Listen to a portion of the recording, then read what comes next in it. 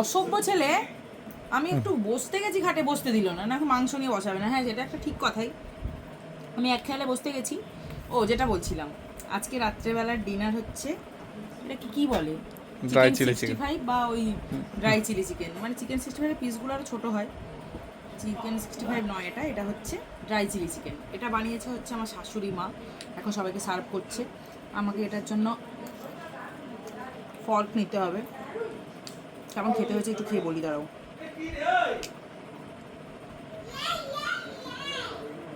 ভালো হয়েছে খেতে, খেতে টেস্টি। এটা আজকে আমাদের রাত্রের ডিনার। আর এসো তোমরা, পজ কর। ড্রাই চিলি চিকেন বা চিকেন 65 যা হোক তোমরা বলতে পারো, এটা হচ্ছে আজকে আমাদের রাতে সবার ডিনার। এখন আমরা এটা খাবো।